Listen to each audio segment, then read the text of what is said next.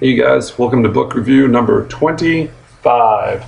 Alright, so this time, or today, I am going to be reviewing The Dig Tree by Sarah Murgatroyd.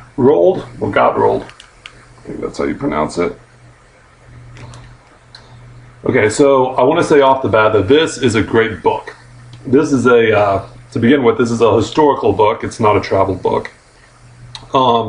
Having to do with the Burke and Willis expedition in Australia in, I think it was the 1860s. Yeah, exactly 1860.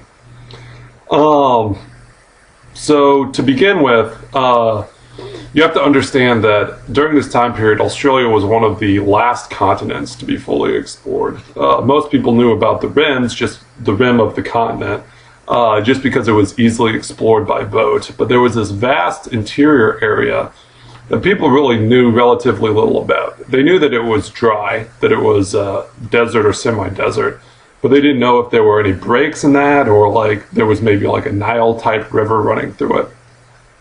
So in the 1860s, the Victorian government, in competition with the South Australian government, and to a lesser degree like New South Wales, set up a committee to explore the interior of the continent. Now this was also driven by the fact that the telegraph line, like I forget what they call it, but like the ... telegraph line, that they could lay cables down and get telegraph messages from London. And Australia was one of the last continents not to have telegraph laid, so they felt that they were, not being connected to the outside world. They felt with, it's just like the internet nowadays, basically.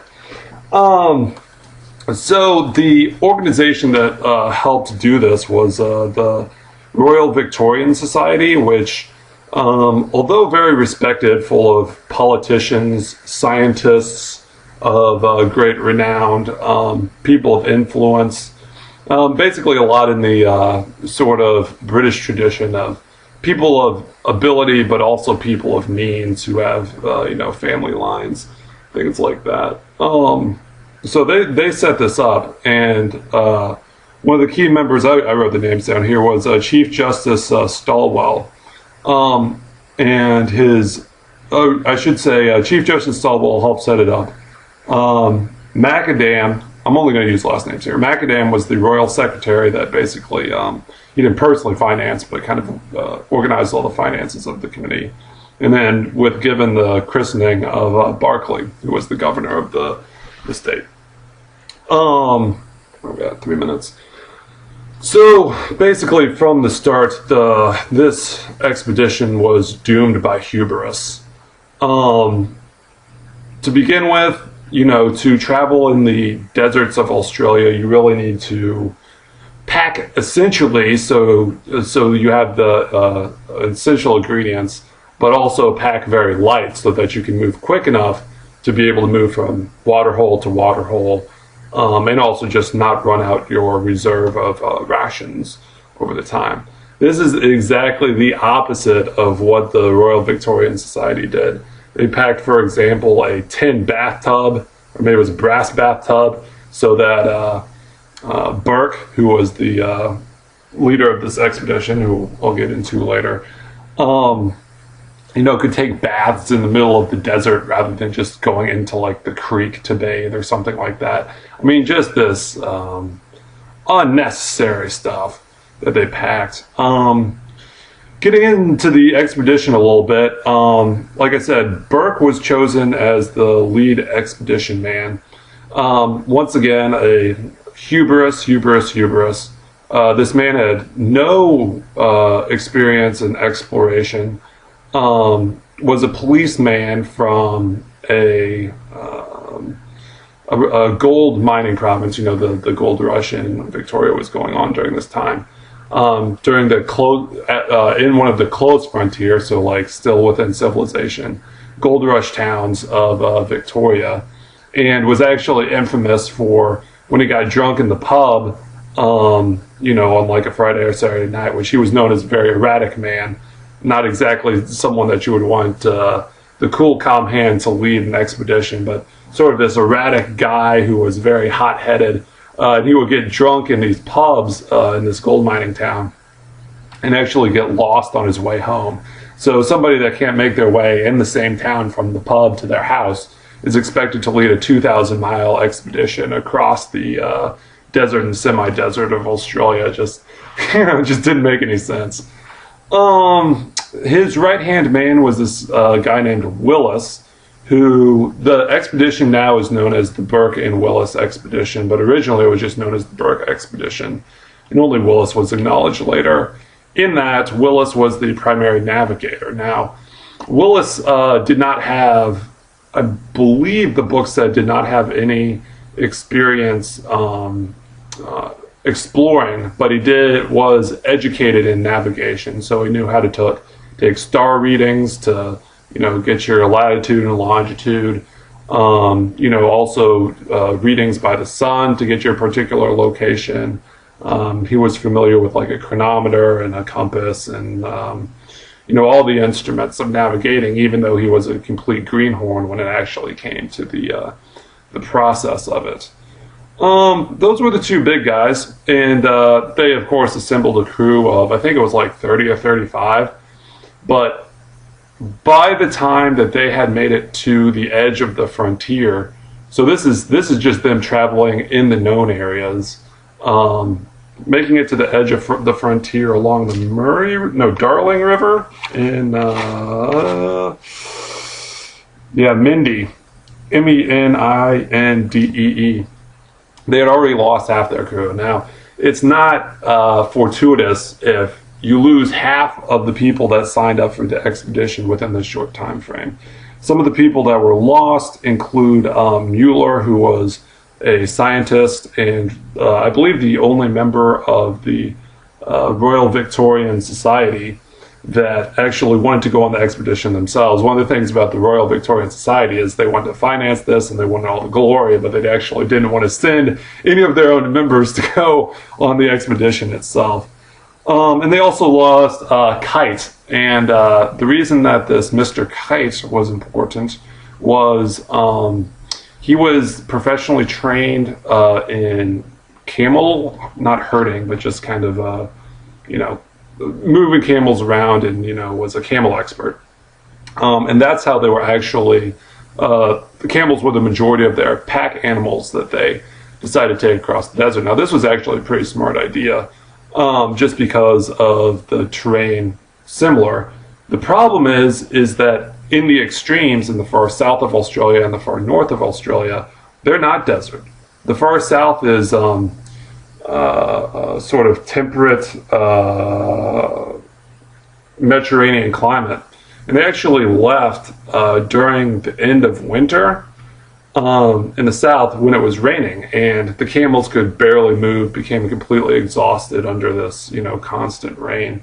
And then also in the north, which I'll talk about a little later, in the north they also got messed up quite a bit. But anyway, because of tensions between this Burke and this Kite, who had experience with camels, actually left the expedition before they even got out of the settled areas of Australia. So you have people who have never worked with camels before riding camels across a 2,000-mile desert. So they proceeded north. The first kind of leg of the expedition actually went pretty well. In kind of like the central part of Australia, there's a creek that is semi-permanent but has pretty good water holes named Cooper's Creek. Now, because it was the beginning part of their journey, this Burke and Willis expedition actually made this area pretty quickly, and this was going to be the first depot area that they were eventually lead to. Now, I should say that even though they made this area fairly quickly, they left about half of their, or maybe like a third of their crew that was still left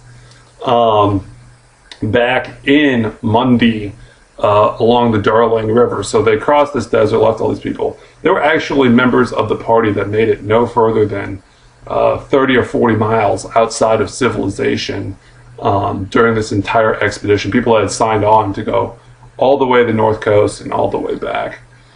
A couple of those including Beckler and Becker. Becker was a biologist, I believe, and Beckler was the doctor and also a artist that would like draw landscapes. Oh no, excuse me. Beckler was the zoologist and the doctor. Becker was the artist. And one of the sad things about Becker is even though he only made it, I don't know the exact number, like 50, 100 miles outside of civilization, he actually died because of the complete clitustra, that the expedition became. So they made it to Cooper's Creek. And Burke decided he was going to split his crew even further at this point now we're only halfway through the country. He's already lost about 3/4 of the members. He also hired on a couple members, particularly a Wright, which we'll know about later. Oh no, I remember. Actually, this Wright. Okay, so I said this Beckler and Becker were left back at the edge of civilization. He also hired a farmhand who was almost completely uneducated and was just kind of like a local yokel farmer to lead what was going to be the relief expedition from civilization, from the edge of civilization in Mundundi or whatever, up to Cooper's Creek to relieve their crew. Of course, he only left a few horses and a ton of supplies, so this actually relief crew, it set out but never actually did reach the Dig Tree or Cooper's Creek. The name of the book is The Dig Tree is next to is a famous tree that's next to Cooper's Creek that has a message on it, which I'll get to in a little bit. So anyway, back to Cooper's Creek. First of all, they already left all those people back in civilization. They reach Cooper's Creek. Burke decides to split again the crew into just 4 people. Burke, Willis, King, and Gray. King is a Army man, and Gray is an ex-Marine or Navy man, a Navy man in the middle of the desert, about as far from the ocean as you can get. So Burke doesn't pack enough food. He overestimates how quickly he's going to get there, but he actually does make it all the way to the North Coast after traversing deserts, having the camels locked down in the tropical rainforest in the north where their hooves can barely get out of the mud. And they crossed, these plains that had deserts, because you're dying of thirst, but also specifically these plains or desert plains that had rocks that were literally like little spikes or little, very, very jagged, and just, slowed the crew down tremendously. Well, anyway, so they finally reach within 10 miles of the North Coast. And actually Burke again briefly splits the crew up, while Gray and King wait at a small depot and camp. I believe it is 109. Camp 119. In Camp 119, they try to make it through these mangrove forests to Gulf of Carpathia and the north coast of Australia, which is obviously their goal. That's what they said they were going to do. But if you know anything about the Gulf of Carpathia and the mangrove swamps, like, you would need a boat and a chainsaw to make it through. Like, it's literally tidal flats and this swamp scrub that makes, it's not like a beach. It's not like a clear coastline. Even though they actually could taste the salt water in the areas they were in, there was no sort of verification of where the coastline actually was. Because the water would be this deep, and then there'd be like mud and sand and grit and all these burly kind of plants. Well, anyway, Burke and Willis, Burke specifically, calls it a victory. You know, he's tasted the salt water of the North Coast. Head back with Gray and King. Now, this is when things go really bad. Like I said, they didn't pack enough. Ooh, man, I'm already at 15 minutes. This is going to be like a 30-minute review. But that's okay, because I think I have the authority to do that. So they head back with Gray and King, and of course, they don't have enough food to make it all the way across. So they do a combination of killing their pack animals, reducing rations, and of course, tensions rise. There are a couple fights within the group. And under semi-dubious circumstances, Gray actually dies in the desert. So now it's just King, Willis, and Burke. And they're trying to make it back to Cooper's Creek, where they left. That's like the furthest depot where there's more supplies. You know, they're literally like down to their last few pounds of food.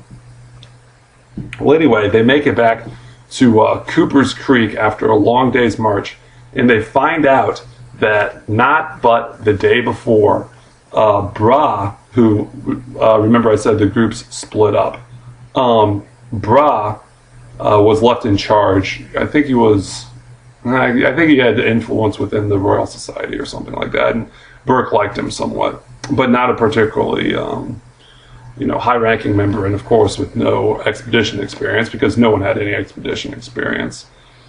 He was left in charge of the group at Cooper's Creek, and he had actually left, like, I think less than 12 hours before the starving Burke, Willis, King, and Gray, with all the camels, almost all the supplies, all the men, the ability to get back to civilization, left. Because Burke and King and Willis had said that they'll take 2 to 3 months, and they had actually taken 3 months and 1 week. So Bray had actually stayed on longer than what he had even promised that he was going to do. But eventually he gave up and thought that they were either lost in the desert or that they were trying to cut their way over to the Queensland's coast and civilization, like Cairns and Townsville and that area. Okay, so they're in really desperate straits. Luckily, Bray, under the dig tree, and that's the name of this book, left a note carved in the tree that said dig, and they dug down and they found a treasure chest, or a chest full of supplies that sustained them, but could only sustain them so long. Now they knew this is kind of in desperate straits at this point. Burke and Willis, and I guess King too, knew that they were in desperate straits.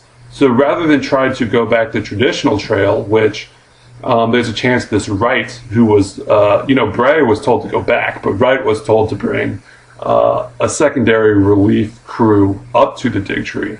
Rather than go back along that trail and maybe meet Wright in the process, they decided to go off on a different path towards Adelaide along Cooper's Creek. Now, you would think that if you go along Cooper's Creek, if you go along Creekline, you'll have water supplies. But the thing about Cooper's Creek is it actually dries out in the desert. So as they were going, they found the river braided more and more, split into more different streams, and also became drier and drier. So just more wasted time, more wasted energy, whatever. Now back in the Wright camp, Wright finally gets the funds to buy more horses or whatever. But because they're so unprepared and just generally don't know what they're doing as a party, they only make it about halfway between Cooper's Creek and Mundy along the Darling River. Cooper's Creek. They only make it about halfway to this brine-infested, mosquito-infested, rat-infested, native Aborigines are hostile in the area, creek where, as I mentioned, Becker actually dies. And I think there are a couple other people that die there too, in this crew. And so as they're sitting dying in this one area, Wright is sitting in this area. Bray actually comes back from Cooper's Creek and says, "We don't know where Willis is. We're giving up the expedition. Let's go back." So now they got enough crew to go back, and they send all their sick and all the bad people back to Mundy, thinking that the expedition is lost. They're going to just have to call it lost. But Bert, or let's see, who was it? Bray and Wright. So the leader of the relief crew and then the leader of the crew that was previously in Cooper's Creek make a little crew of like 4 men, and they actually go back to Cooper's, or to the Dig Tree. So if Burke and Willis and King had gone south along their traditional route, they would have seen these guys. They would have been rescued, and barring a catastrophe or like some sort of illness, they would have made it back to civilization. But they decided to go a different route, go away from their own camp, go towards Adelaide, and they didn't leave a marker to say what was going on, where they had went. So when Bray and Wright got back to the Dig Tree, Burke and Willis weren't there. And so they just assumed they're still lost. They're lost in the desert. They had never made it back to Cooper's Creek anyway. They do a quick turnaround. So it's like Bray left 8 hours before, and then Burke and Willis were there, and then Burke and Willis and King decided to take a different route. Remember, Gray's died at this point. Burke and Willis and King decided to take a different route. Then Bray and Wright come back, don't see anything, assume they're still out in the desert, head back to civilization, head back to Mundy. And that around that time period was when Burke and Willis and King realized that they couldn't make it south to Adelaide. So they're really in sort of a lost straits at this point. And even at this point, they're making stupid things, like rather than they kind of some of the Aborigines in the area were kind of nicer to them than they were then in different areas, like down where Wright was. So they, even in the stupid state, to appease the Aborigines, they sell their fish hooks, which are just like, that can help you get essential food for an extended period for a day's worth of food or whatever. So anyway, Burke and Willis and King kind of live on the lay of the land and with the generosity of the Aborigines for a while. But eventually Willis runs out of willpower, and he actually asked that they leave him be or whatever and go. And so they leave him for dead. So now it's Gray and Willis are dead. Just Burke, Gray and Willis. And now it's just Burke and King headed back towards the Dig Tree. Another 20 miles up the road, Burke, the expedition leader of this entire expedition, says he can't go any further, to let him lay with his gun cocked by his side in case any stray dogs or hostile Aborigines come. And he actually dies too. And so now it's just King wandering along in the desert. He actually meets back up again with the Aborigines, and they actually sustain his life for a couple weeks. Or I think it's more than a couple weeks. I think it's like 2 or 3 months. They help sustain his life, whatever. And he actually becomes even though it's hard for him to communicate, he becomes a semi-member of the tribe, which, honestly enough, Burke and kind of Willis, but particularly Burke, really just looked at the Aborigines like subhuman, even though that they had the information because they had been living on the land for generations and generations and generations to keep them alive. And so while King kind of was gracious in asking for their help, Burke kind of, even in his final stage, dug his own grave by refusing to get help. Wow, 23 minutes. Okay, so in any case, there's a bunch of inertia back in Melbourne with the Royal Victorian Society. They assume, because obviously there's a lack of communication, they assume everything's going well, or if there are delays, which they had heard rumors of, there were delays that Burke, in all his ability, could certainly overcome. Well, when Wright and Bray's party get back to the Royal Victorian Society and say that Burke and Willis are truly, truly lost, all hell breaks loose. And they sign up 4 different relief parties going from 4 different directions. Now, I only wrote down one name of Howitt, who was the one that actually found them, but they actually had relief crews going from South Australia, Queensland, Melbourne, and Victoria, like the path they had gone the entire time, and also a relief crew from the north and try to take a boat up to the Gulf of Carpathia in case they didn't know where Willis was, so they thought they could maybe find him along the coast. And what's really amazing about these relief crews is how easily they traverse the area, particularly this Howitt, and I think the other person's name was like Powell or something. But anyway, because they prepared better, because they packed lighter, because they knew what they were doing, because they had found these guys that surprisingly had some expedition experience, they pretty much marched right into the Coopers Creek area. The boat never made it, but the other three all made it into Central Australia without losing a man, without any delays, without splitting the crews up or whatever. And it was actually Howitt that found John King in a nearly starved state, just barely surviving on gifts from the Aborigines. And of course, he was brought back and declared a king. I want to say, his name's King. Declared a hero for being the sole surviving member of the party.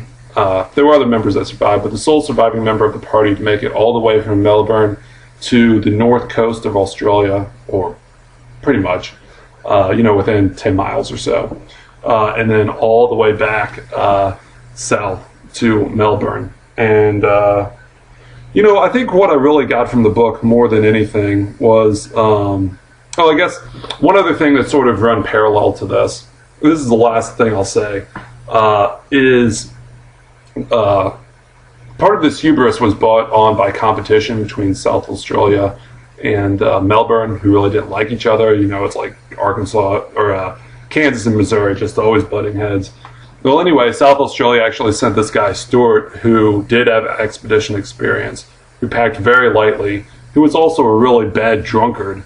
But they basically described him as a drunkard in town, but once he got out into the wilds, he was just a tremendous survivalist with, willpower and insights and discipline and just everything you need in an expedition that the hot-headed Burke and the greenhorn Willis did not have. But really, like I said, the main thing about this book was just the hubris shown by the Royal Victorian Society.